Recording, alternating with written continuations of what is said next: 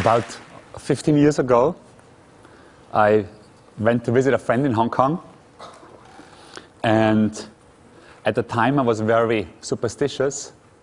So upon landing, this was still at the old Hong Kong airport at Kai Tak when it was smack in the middle of the city, I thought, if I see something good, I'm going to have a great time here in my 2 weeks. And if I see something negative, I'm going to be miserable indeed. So the plane landed in between the buildings and got to a full stop in front of this little billboard. And I actually went to see some other design companies in Hong Kong in my stay there. And it turned out that I just went to see what they are doing in Hong Kong. But I actually walked away with a great job offer. And I flew back to Austria, packed my bags, and another week later, I was again on my way to Hong Kong, still superstitious, and thinking, well, if that winner billboard is still up, I'm going to have a good time working here. But if it's gone, it's going to be really miserable and stressful. So it turned out that not only was the billboard still up, but they had put this one right next to it. On the other hand, it also taught me where superstition gets me, because I really had a terrible time in Hong Kong. However, I did have a number of real moments of happiness in my life. I think what the conference brochure refers to as moments that take your breath away. And since I'm a big list maker, I actually listed them all. Now, you don't have to go through the trouble of reading them, and I won't read them for you. I know that it's incredibly boring to hear about other people's happinesses. What I did do, though, is I actually looked at them from a design standpoint and just eliminated all the ones that had nothing to do with design. And very surprisingly, over half of them had actually something to do with design. So there's, of course, two different possibilities. There's one from a consumer's point of view where I was happy while experiencing design. And I just give you one example. I had gotten my first Walkman. This is 1983. My brother had this great Yamaha motorcycle that he was willing to borrow to me freely.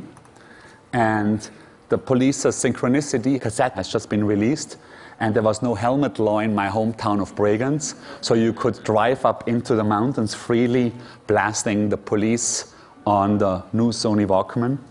And I remember it as a true moment of happiness. Of course, they are related to this combination of at least two of them being, design objects. And, there's a scale of happiness when you talk about in design, but the motorcycle incident would definitely be, situated somewhere here, right in there between delight and bliss. Now, there is the other part from a designer's standpoint, if you're happy while actually doing it. And one way to see how happy designers are when they're designing could be to look at the author's photos on the back of their monographs. So according to this, the Australians and the Japanese, as well as the Mexicans, are very happy, while somewhat the Spaniards, and I think particularly the Swiss, don't be doing all that well.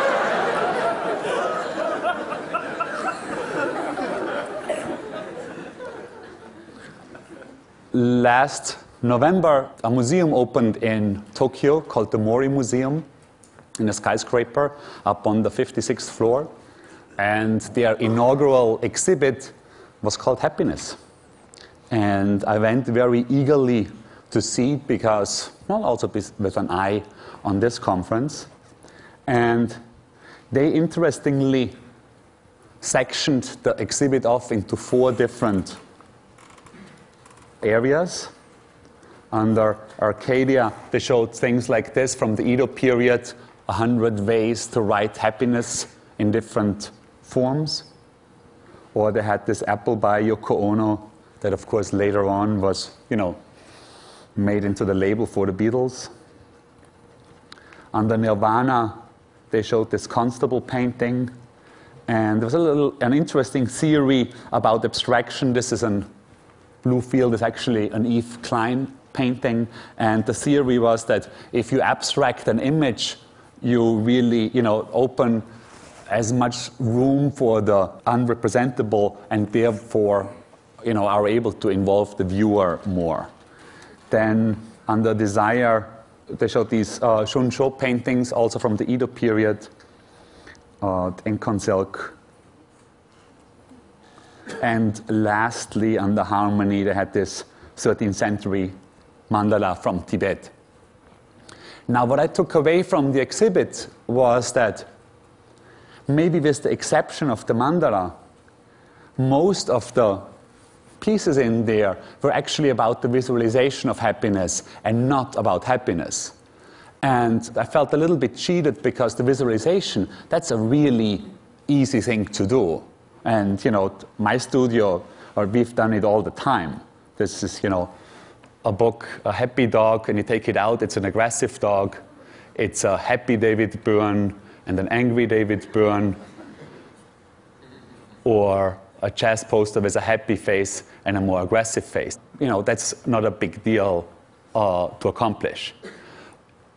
It gotten to the point where, within advertising or within the movie industry, happy has gotten such a bad reputation that if you actually want to do something with the subject and still appear authentic, you almost would have to, do it from a cynical point of view. This is, the movie poster.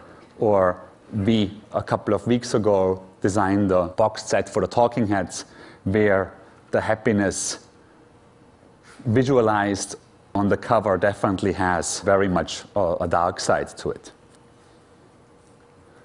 Much, much more difficult is this, where the designs actually can evoke happiness. And I'm going to just show you 3 that actually did this for me. This is a campaign done by a young artist in New York who calls himself True.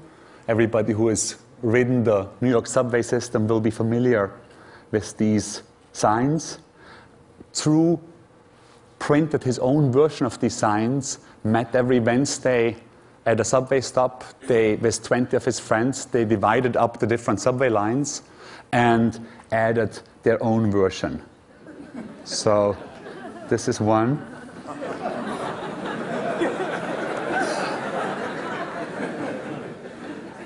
Now, the way this works in the system is that nobody ever looks at these signs. So you're really bored in the subway and you kind of stare at something, and it takes you a while until it actually you realize that this says something different than what it normally says. That's at least how it made me happy.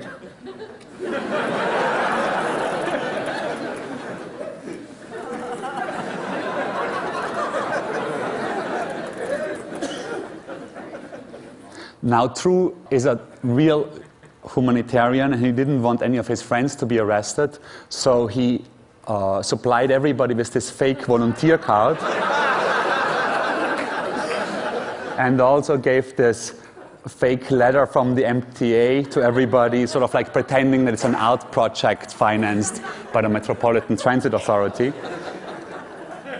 Another New York project, this is at PS1, a sculpture that's basically a square room by James Turrell that has a retractable ceiling, opens up at dusk and dawn every day.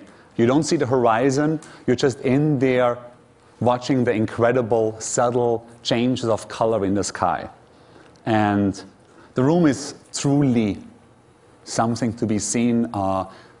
People's demeanor changes when they go in there, and for sure, I haven't looked at the sky in the same way after spending an hour in there. There are, of course, more than those 3 projects that I'm showing here. I would definitely say that observing Vic Muniz's cloud a couple of years ago in Manhattan for sure made me happy as well. And then, but my last project is again from a young designer from in New York. He's from Korea originally, and he took it upon himself to print 55,000 speech bubbles, empty speech bubbles, stickers, large ones and small ones, and he goes around New York and just puts them, empty as they are, on posters. And other people go and fill them in. This one says, "Please let me die in peace."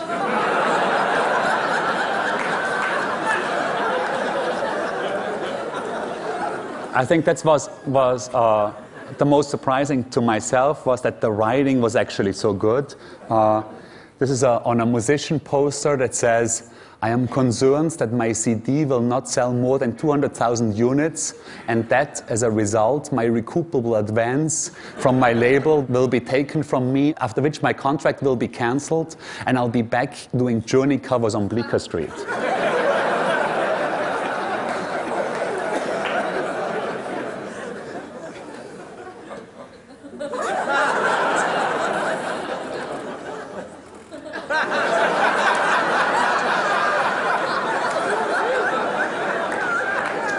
I think the reason this works so well is because everybody involved wins. She gets to have his project, the public gets a sweeter environment, and different public gets a place to express themselves, and the advertisers finally get somebody to look at their ads.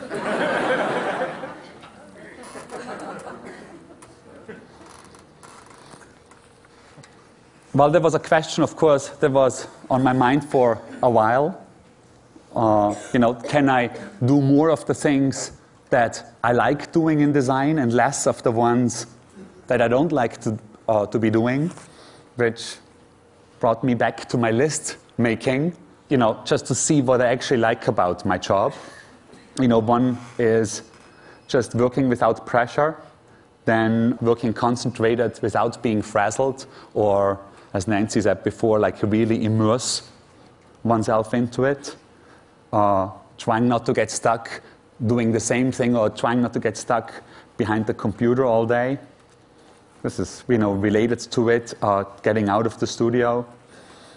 Then, of course, trying to, work on things where the content is actually important for me, and being able to enjoy the end results. And then I found another list in one of my diaries that actually contained all the things that I thought I learned in my life so far. And just about at that time, an Austrian magazine called and asked if we would want to do 6 spreads, design 6 spreads that work like dividing pages between the different chapters in the magazine. And the whole thing just fell together. So I just picked one of the things that I thought I learned.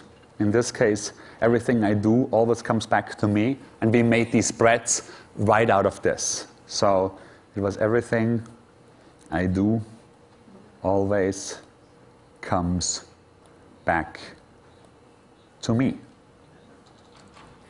A couple of weeks ago, a French company asked us to design 5 billboards for them. Again, we could supply the content for it. So I just picked another one, and this was 2 weeks ago. We flew to Arizona, the designer who works with me and myself, and photographed this one. So it's trying to look good, limits my life. And then we did one more of these. This is again for a magazine, dividing pages. This is having. This is the same thing. It's just, photographed from the side. This is from the front. Then it's guts. Again, it's the same thing. Guts is just the same room reworked. Then it's always works out. Then it's 4 with the light on. And it's me. Thank you so much.